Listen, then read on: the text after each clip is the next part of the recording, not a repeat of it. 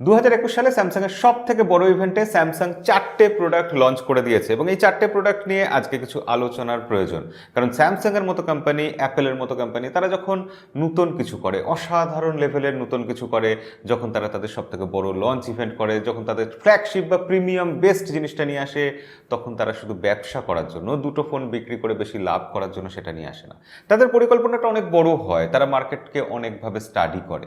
তো স্যামসাংয়ের business strategy কি? স্যামসাং কেন এই জিনিসগুলো আনলো, কি পরিবর্তন করলো, যেগুলো ইমপ্রুভ করলো না সেগুলো কেন করলো না, আজকের ভিডিওতে সেগুলো আলোচনা করব। অন্যরকম ভিডিও হবে, সাথে থাকবেন, শেষ অবধি দেখবেন, ভালো লাগলে একটা লাইক করে দেবেন। স্যামসাং এখানে তাদের বার্ডস 2 লঞ্চ করেছে, যেটা ডুয়েল টোন কালার এসেছে, নতুন কিছু ফিচার যোগ হয়েছে, এএনসি ইত্যাদি সব কিছু আছে, সেটা নিয়ে বিশেষ আলোচনা করার কিছু নেই। স্যামসাং তাদের ওয়াচ 4 লঞ্চ করেছে, যেখানে আমার দুটো জিনিস খুব ভালো লেগেছে। এক হচ্ছে এখানে ব্লাড প্রেশার মাপা যাবে আর ইসিজি মাপা যাবে, এই নতুন দুটো ফিচার। এছাড়া এখানে টাইজন ওএস এর বদলে ওয়্যারেবল ওএস অর্থাৎ গুগলের ওএস স্যামসাং এখানে দিয়েছে। এই দুটো জিনিস আমার ভীষণ পছন্দ হয়েছে। এবার আসবো আসল প্রসঙ্গে। স্যামসাং তাদের দুটো ফ্ল্যাগশিপ ফোন, ফোল্ডিং ফোন যে আজকে লঞ্চ করলো, সেই দুটো ফোন স্যামসাং কেমন লঞ্চ করলো? আমার মতে স্যামসাং এই ফোল্ডিং ফোনগুলো যে লঞ্চ করেছে, সেটা গতবারের ফোল্ড 2 এর থেকে ফোল্ড 3 বিশাল কিছু চেঞ্জ, অনেক আপগ্রেডেশন, এরকম কিছু নয়। টেকনোলজির ক্ষেত্রে একদম দুর্ধর্ষ ইনোভেশন, এরকমও কিছু নয়। কেন? স্যামসাং কি চাইলে আরও ভালো কিছু করতে পারতো না? হ্যাঁ, স্যামসাং চাইলে আরও অনেকটাই ভালো কিছু করতে পারতো, কিন্তু স্যামসাং এখানে সেফ খেলেছে, ধীরে সুস্থে ব্যাটিং করেছে সেঞ্চুরি করার জন্য। তার কারণ স্যামসাং জানে তাদের ফোল্ডিং ফোনের যে মার্কেটটা আছে, সেই মার্কেটে তাদের কোনো কম্পিটিশন নেই, তাদের এখানে মনোপলি আছে। হ্যাঁ জানি আপনি হুয়াবের কথা ভাববেন, শাওমির কথা ভাববেন, কিন্তু খেয়াল করে দেখুন হুয়াবে মার্কেটেই নেই। শাওমি তাদের প্রথম ফোল্ডিং ফোন লঞ্চ করেছে, সেখানে স্যামসাং এটা তাদের 3rd জেনারেশনের তৃতীয় ফোল্ডিং ফোন লঞ্চ করেছে। স্যামসাং অলরেডি 2 বছর এগিয়ে রয়েছে শাওমির থেকে।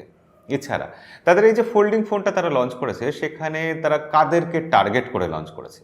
এমন কিছু মানুষের জন্য তারা এই ফোল্ডিং ফোন লঞ্চ করেছে, যারা ফোল্ডিং ফোনটা ফোল্ডিং ফোন হিসাবেই কিনবে।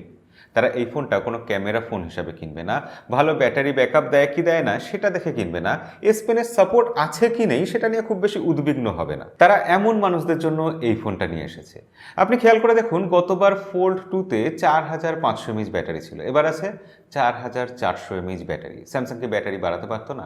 অনায়াসে বাড়াতে পারতো, কিন্তু স্যামসাং এখানে 120 হার্টজ রিফ্রেশ রেট দেওয়া সত্ত্বেও, স্ক্রিনের বা ডিসপ্লের ব্রাইটনেস বাড়ানো সত্ত্বেও, ব্যাটারি ব্যাকআপ তুলনামূলক হয়তো কম যাবে এটা জানা সত্ত্বেও, এবার কিন্তু ব্যাটারির ক্যাপাসিটি বাড়ায়নি। কেন বাড়ায়নি? ঠিক যে কারণে অ্যাপেল বাড়ায় না। তাদের ইউজারদের এইটা নিয়ে কোনো মাথা ব্যথা নেই, তাই তারা ব্যাটারি নিয়ে চিন্তা করেনি। উল্টে তারা চিন্তা করেছে তাদের ইউজাররা এই ফোনটা হাতে নিয়ে সবার আগে ভাববে ফোনটা আগের বারের থেকে হালকা কিনা।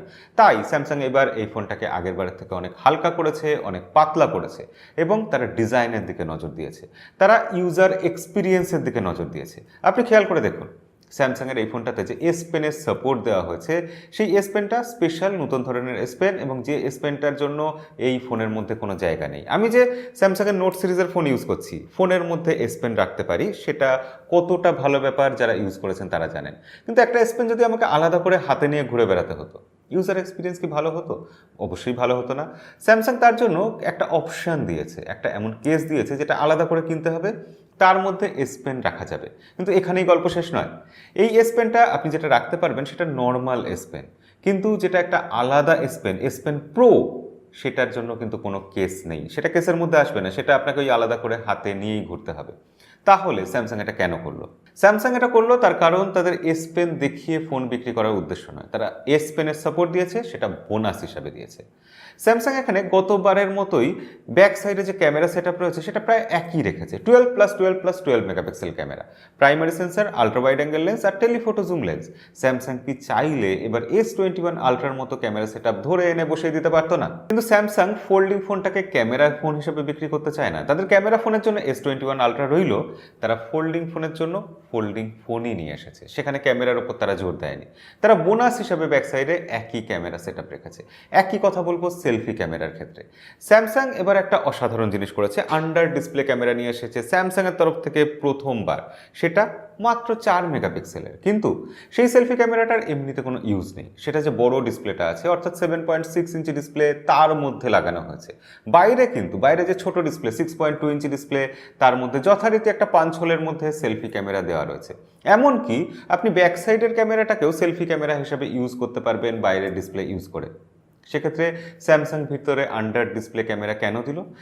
এটা অনেকটা বিজ্ঞাপনের মতো, অনেকটা টিজারের মতো, যে আগামী দিনে আমার আন্ডার ডিসপ্লে ক্যামেরা আসবে, আর প্রথম আন্ডার ডিসপ্লে ক্যামেরাটা এই ফোল্ডিং ফোনে আমি বোনাস হিসাবে দিলাম। তো এই আন্ডার ডিসপ্লে ক্যামেরাটি নিয়ে তাই বেশি এক্সপেকটেশনসের কিছু নেই, কিন্তু যে মানুষটা বহু টাকা খরচা করে এরকম একটা ফোন কিনে আনবেন, তিনি স্যাটিসফাইড থাকবেন যে তার ফোনে একটা আন্ডার ডিসপ্লে ক্যামেরা আছে, যেটা প্রথম জেনারেশনের। খেয়াল করে দেখুন, স্যামসাং এবার এই ফোনে ওয়াটার রেজিস্ট্যান্স রেটিং দিয়েছে, অর্থাৎ IPX8 রেটিং দিয়েছে। একটা ফোল্ডিং ফোনে IPX রেটিং দেওয়া, একটা ওয়াটার রেজিস্ট্যান্ট ফোল্ডিং ফোন বানানো একটা বিশাল বড় ব্যাপার হয়ে যায়।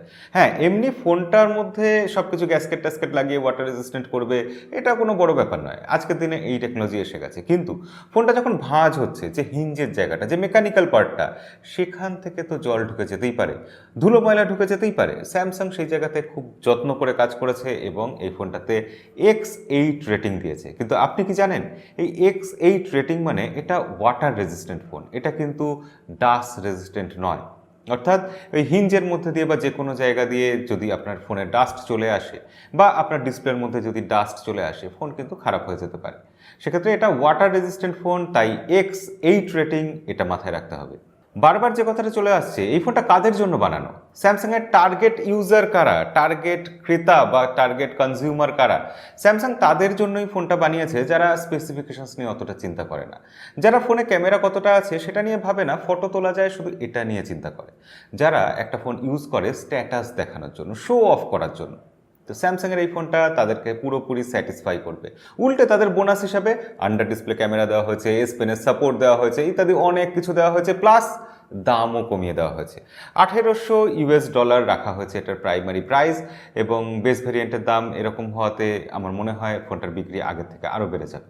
কিন্তু স্যামসাংয়ের এই ইউজাররা একটা জিনিস নিয়ে খুব কনসার্ন, খুব চিন্তিত তারা, সেটা হচ্ছে ইউজার এক্সপিরিয়েন্স। অর্থাৎ একটা যখন ফোল্ডিং ফোন ইউজ করা হচ্ছে, সেটা যেন ফোল্ডিং ফোনের মতো ইউজ করা যায়।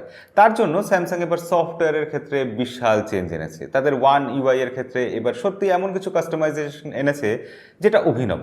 অর্থাৎ আমরা যখন কোনো একটা অ্যান্ড্রয়েড ফোন ইউজ করি, তার যে ফর্ম ফ্যাক্টরটা হয়, যে সাইজটা হয়, সেই সাইজ অনুযায়ী তার সফটওয়্যারকে ডিজাইন করা হয়। কিন্তু যখনই সেটার সাইজ বড় হয়ে যায়, সেই অনুযায়ী সফটওয়্যারকে আলাদা করে অপটিমাইজ করার প্রয়োজন, এবং স্যামসাং এবার সেটা করেছে। অর্থাৎ স্যামসাং এবার সফটওয়্যারে মাল্টিটাস্কিং এর উপর জোর দিয়েছে। একসাথে 3টে 4টে 5টা অ্যাপ খোলা যাবে, একটা আলাদা টুল বার থাকবে, এবং এই অ্যাপগুলোর মধ্যে নিজেদের মধ্যে কানেক্টিভিটি থাকবে। অর্থাৎ আপনি একটা অ্যাপ থেকে কিছু একটা কপি করে অন্য অ্যাপে নিয়ে যান।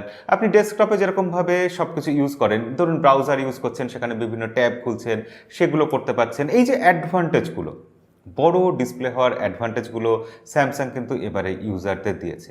অর্থাৎ স্যামসাংয়ের ইউজাররা ফোল্ডিং ফোনে কিনে এবার ফোল্ডিং ফোনেরই এক্সপিরিয়েন্স পাবেন, এই জায়গাটাকে স্যামসাং কিন্তু সিকিউর করতে চেয়েছে। তো স্যামসাং জানে যে আমি ফোল্ডিং ফোনের মার্কেটে রাজা।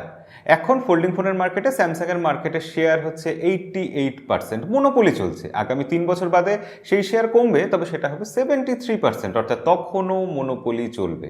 অর্থাৎ স্যামসাং ফোল্ডিং ফোনের মার্কেট তৈরি করছে, সেখানে মনোপলি জারি করে রেখেছে, এবং সেই মার্কেট নিয়ে তারা নিশ্চিন্তে বসে আছে। সেখানে আগামী দিনে তাদের কেউ নাড়াতে পারবে না। এটা কাউন্টার পয়েন্টের রিসার্চ থেকে আমরা জানতে পারছি। তো সেক্ষেত্রে স্যামসাং এখন তাই জন্য সেফ খেলছে, ধীরে চলার নীতি নিয়েছে, এবং তাদের ফোল্ডিং ফোনে তারা এখন শুধু ছোট ছোট এক্সপিরিয়েন্স করছে, ছোট ছোট আপগ্রেডেশন করছে। কিন্তু স্যামসাং গ্যালাক্সি জি ফ্লিপ 3 সেই ফোনটা আমার খুব পছন্দ হয়েছে, সেটা খুব ইন্টারেস্টিং লেগেছে। স্যামসাং অবভিয়াসলি সেটা ফোল্ডিং ফোন বানিয়েছে, এবং জি ফোল্ড 3-র মতোই সেখানেও গরিলা গ্লাস ভিক্টাসের প্রোটেকশন আছে, সেখানেও কোয়ালকম স্ন্যাপড্রাগন 888 প্রসেসর আছে, অনেক কিছু সিমিলার আছে। কিন্তু সেই ফোনটার সাইজ খোলার পর, ফোল্ড খোলার পরও সেটা সাইজ এইটার থেকে ছোট হবে। স্যামসাংয়ের এই ফোনটার সাইজ 6.8 ইঞ্চি, আর জি ফ্লিপ 3 তার সাইজ হবে 6.7 ইঞ্চি। সেটার দাম স্যামসাং রেখেছে $999। অর্থাৎ সেই ফোনটা এমন বায়ারদের জন্য যারা প্রাইস সম্পর্কে একটু হলেও চিন্তা করে। সেই ফোনটা এমন কিছু ফোনকে কম্পিটিশন দেবে যে ফোনগুলো মার্কেটে কিন্তু বেশ ভালো মতো চলে, যেমন Mi 11 আলট্রা, যেমন আইফোন 12 প্রো। তো এই ফোনগুলোকে স্যামসাং কম্পিটিশন দিতে পারবে এরকম একটা ফোল্ডিং ফোন দিয়ে। আপনি ভেবে দেখুন, আপনার কাছে একটা ফোল্ডিং ফোনের অপশন আছে, আর একটা আইফোন 12 কেনার অপশন রয়েছে, আর একটা Mi 11 আলট্রা কেনার অপশন রয়েছে। আপনি কোনটা নেবেন? অবভিয়াসলি সাধারণ মানুষ যারা ফোল্ডিং ফোন কখনো ইউজ করেননি, তারা চাইবেন একটা ফোল্ডিং ফোন ইউজ করে দেখতে। তাদের জন্য জি ফ্লিপ 3। এবং এই কারণেই জি ফ্লিপ থ্রিতে বেশ কিছু আপগ্রেড করা হয়েছে। কিন্তু জি ফ্লিপ থ্রিতে যদিও ব্যাটারি এবার আছে 3300 mAh, আগের বারের মতোই, তবে ডিসপ্লে তো ছোট। তবে এখানে 120 হার্টসের রিফ্রেশ রেট দেওয়া হয়েছে। বাইরে যে ছোট ডিসপ্লেটা, তাতে হায়ার রিফ্রেশ রেটের দরকার নেই, এবং সেই ডিসপ্লেটা কিন্তু বড় করা হয়েছে 1.9 ইঞ্চি, যেটা কাজে লাগবে, কাজের ডিসপ্লে হবে, এবং সেখানে আপনি টুকটাক স্ক্রল করে নানা রকম কাজ করতে পারবেন। সেটা আমরা যখন আনবক্সিং করব, রিভিউ করব, তখন আপনাদের ডিটেলসে সব কিছু বলবো। এবং এই জি ফ্লিপ থ্রির বেস ভেরিয়েন্ট রাখা হয়েছে 8GB 128GB। কেন? ওই দাম কম রাখার জন্য। এবং দাম কম কেন?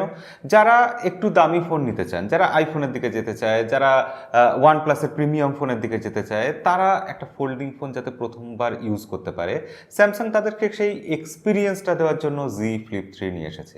অর্থাৎ ফোল্ডিং ফোন তুমি প্রথমে একটা কম দামে, তুলনামূলক কম দামে ইউজ করো, এক্সপিরিয়েন্সটা নাও, যদি ভালো লাগে তখন তুমি দামি ফোল্ডিং ফোনের দিকে এসো। স্যামসাং অর্থাৎ এই মোনোপলির যে মার্কেটটা আছে, সেই মার্কেটটাকে এই জি ফ্লিপ থ্রি এনে বড় করার চেষ্টা করছে। আমার জি ফ্লিপ থ্রি ফোনটা সব থেকে ইন্টারেস্টিং লেগেছে, এবং ফোনটা ইউজ করে অবশ্যই দেখব। এই ফোনে ব্যাক সাইডে দুটো ক্যামেরা আছে, এইসব ডিটেলস নিয়ে পরে কখনো আলোচনা হবে। তবে এইটুকু বলতে পারি যে স্যামসাংয়ের ফোল্ডিং ফোন মার্কেট আগামী বেশ কিছুদিন, 1-2 বছর তো বটেই, স্যামসাং এখানে মনোপলি বজায় রাখবে। শাওমি এখনও অনেক পিছনে, এবং স্যামসাং আন্ডার ডিসপ্লে এনে কিন্তু বুঝিয়ে দিল তারা আন্ডার ডিসপ্লে নিয়ে আগামী দিনে ভালো কিছু, নতুন কিছু, অভিনব কিছুও আনতে চলেছে।